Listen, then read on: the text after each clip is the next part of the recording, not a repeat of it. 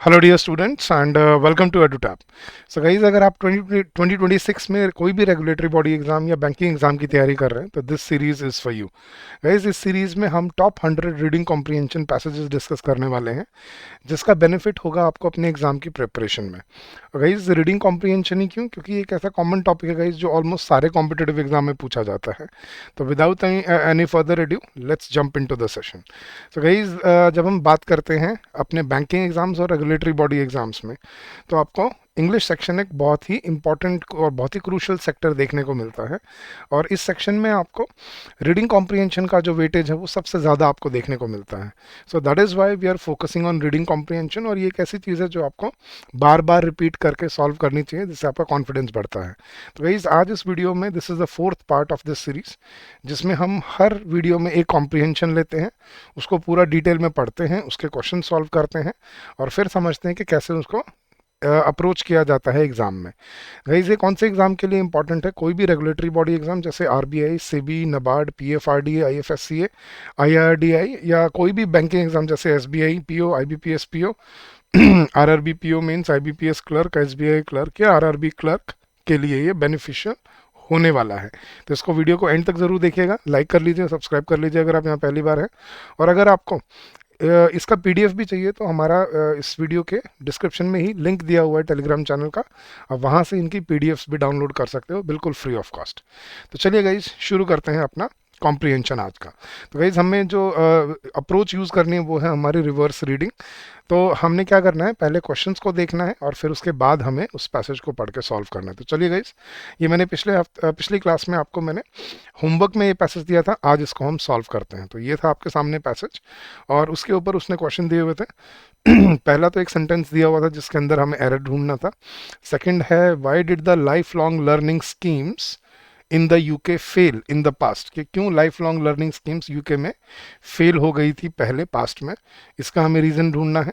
Y are the politicians in UK also targeting those already in the work place for life long learning schemes, के politician जो हैं, जो लोग already काम कर रहे हैं कहीं पर, उनको लाइफ लॉन्ग लर्निंग स्कीम्स में क्यों टारगेट कर रहे हैं यूके के पॉलिटिशियंस, ये हमें ढूंढना है। फिर तीन स्टेटमेंट दिए हैं, हमें बताना है कौन सी स्टेटमेंट सही है या गलत है। फिर उन्होंने दो वर्ड्स दिए हैं, एक एम्बार्क, एम्बार्क का सिनोनिम ढूंढना है, और रेजिलिएंट का हमें ऑपोजिट ढूंढना है, एम्बार्क और रेजिलिएंट का। चलिए गाइस, तो अब शुरू करते हैं, अपने पैसेज पढ़ते हैं, फिर इसका सॉल्यूशन देखेंगे। चलिए। The United Kingdom aspires to be a knowledge economy working at the top of the production chain. UK क्या चाहता है कि वो एक प्रोडक्शन चेन में एक नॉलेज इकोनॉमी की तरह काम करे, मतलब ऊपर रहे, काफ़ी हाई लेवल रहे उसका। The government has lifted student number caps to create more university places, के वहाँ पे गवर्नमेंट ने स्टूडेंट्स के नंबर कैप भी ख़त्म कर दी है ताकि यूनिवर्सिटी में ज़्यादा बच्चे पढ़ पाएँ।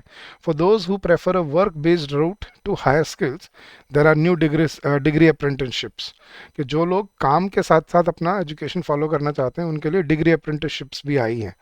Now this is great. It's essential that young people get the best possible preparation for adult life and the opportunity to embark on interesting and satisfying careers. Embark मतलब होता है to start, to begin a satisfying and interesting career. But the number of 18 years olds in the UK population is falling, and the Office for National Statistics predicts that more than a third of the UK workforce will be over 50 by 2020. So we also need to consider those already in the workplace. ये question भी है आपका कि क्यों उन लोगों को target किया जा रहा है जो ऑलरेडी वर्क प्लेस में है, क्योंकि उनकी पॉपुलेशन 2020 तक 50 से, एवरेज जो एज है वो 50 से ऊपर हो जाएगी, मतलब बहुत ज़्यादा बूढ़े लोग वहाँ पर हो जाएंगे, वर्क प्लेस वर्कफोर्स जो है वो बूढ़ी हो जाएगी। तो इसलिए वो उन लोगों को भी टारगेट कर रहे हैं एजुकेशन के लिए जो ऑलरेडी वर्किंग है। और यहाँ पे आई थिंक ये सेंटेंस इटैलिक्स में है, इसमें गलती ढूंढनी थी, the number of 18 years old नहीं, 18 ईयर ओल्ड आएगा, ये इसमें एरर भी था जो मुझे दिखा। तो ये हम उसको क्वेश्चन का सॉल्व करते हुए देखेंगे। So this is one answer for my question, actually two questions. चलिए आगे देखते हैं। Politicians are beginning to notice, one of the labour leaders has called for national education service और learners at every stage of life, and the current government is considering whether the time is right to look at again at lifetime learning support in its most recent budget. कि एक तो labour leader ने national education service और learner at every stage of life वाली policy को introduce किया है, और करंट गवर्नमेंट जो है वो ये देख रही है कि लाइफ टाइम लर्निंग सपोर्ट मिलना चाहिए, रिसेंट बजट में उन्होंने उसको इंक्लूड किया है. As part of this support, politicians have promised that in addition to the loans already available for further and higher education, it will introduce loans for level 3 to 6 training in further education and part-time second degrees in science, technology, engineering and math STEM subjects and postgraduate taught master courses. तो इसमें वो और भी loan देने वाले हैं. So why not introduce lifetime learning accounts for everyone? As with further and higher education loans, the money could go straight from the government to a reputable provider, preventing fraud, and would be repaid by the student once they were earning above a certain income, increasing affordability. Sadly, the last attempt to provide support to learners in this way ended in disaster. The Labour government's 1997 manifesto promised individual learning accounts, a fairly small amount of public money, supplemented by an individual's own savings that could be used to pay for training, for example, by women returning to the workforce. Although the basic idea made sense, money was lost to fraud. तो ये गलती हुई थी, fraud हो गया था. The government was accused of incompetence and the whole policy became toxic. New skills accounts were introduced in 2008 and 9 but provided little more than career information for graduates के. फिर उसके बाद 2008-9 में दोबारा न्यू स्किल्स अकाउंट इंट्रोड्यूस हुए थे, but उसमें कोई पैसा नहीं दिया, उसमें सिर्फ करियर इन्फॉर्मेशन थी ग्रेजुएट्स के लिए.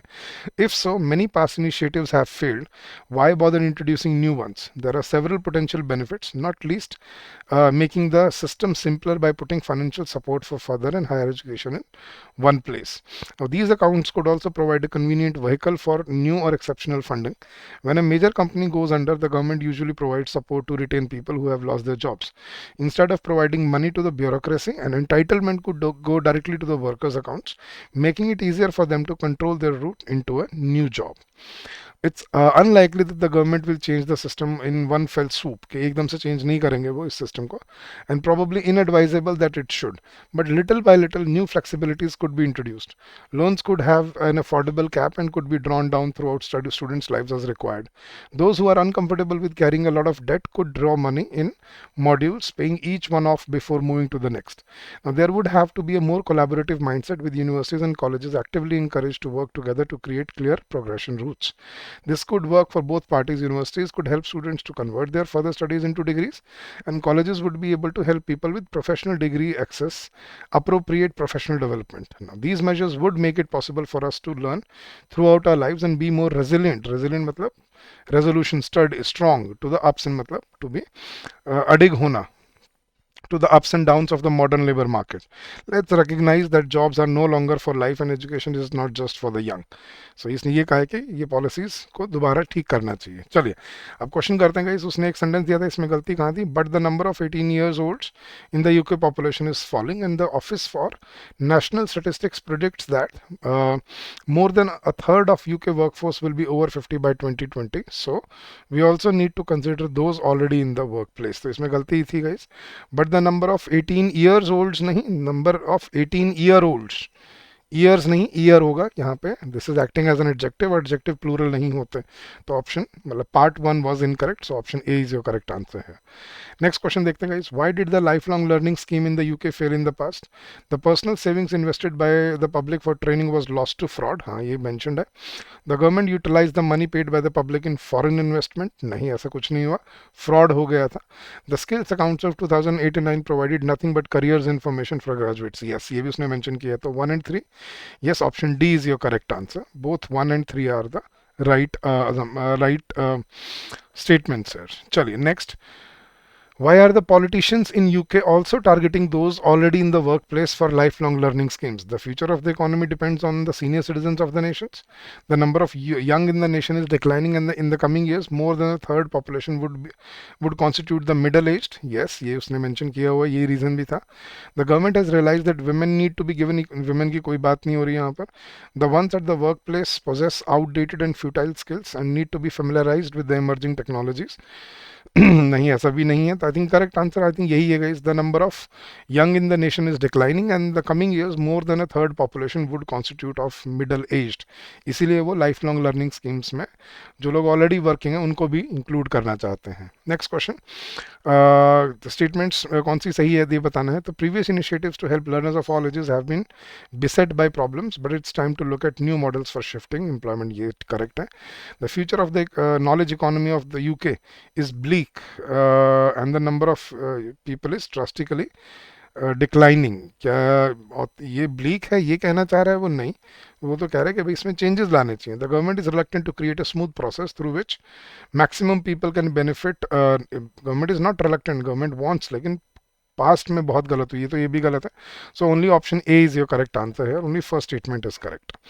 नेक्स्ट क्वेश्चन गाइज, हमें सिनोनिम बताना है एम्बार्क का. एम्बार्क मतलब होता है स्टार्ट करना. तो terminate, initiate, pre occupy, relevance, associate नहीं, प्री ऑक्यूपाई भी नहीं होगा, टर्मिनेट भी नहीं होगा, रेलेवेंस भी कोई सेंस नहीं है, एसोसिएट या initiate. I think initiate is the right answer, so option b is correct. और ऑपोजिट बताना है रेजिलिएंट का. रेजिलिएंट होता है जो अडिग रहता है, मतलब स्ट्रॉन्ग, अपनी जगह पे खड़ा रहता है. तो स्टीप, टफ, टफ तो उसका सिनोनिम होगा. हमें एंटोनिम बताना है इग्नोनिमस, वही स्ट्रॉन्ग, इक्वल होता है बराबर, डजंट मेक सेंस. स्टीप गहरा या प्लेंट, स्टीप तो नहीं गाइस, प्लेंट होता है शांत. तो रेजिलिएंट जो अडिग खड़ा रहता है, और प्लेंट जो बहुत जल्दी ही मतलब टूट जाता है, गिर जाता है, उसको बोलते हैं pliant. So option c is your correct answer. तो गाइज ये था आज का आपका कॉम्प्रिहेंशन पैसेज. आई होप आपको भी समझ आया होगा कि किस लेवल के क्वेश्चन आते हैं, पैसेजेस आते हैं, और उनको कैसे सॉल्व करना होता है. अब आज के आपके होमवर्क के लिए मैं आपको ये पैसेज दे के जा रहा हूँ गाइज.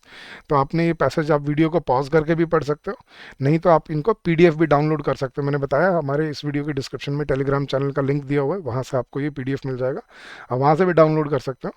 नहीं तो आप यहीं से इनके स्क्रीनशॉट लेके और इसको वीडियो को पॉज करके यहीं से पढ़ सकते हो.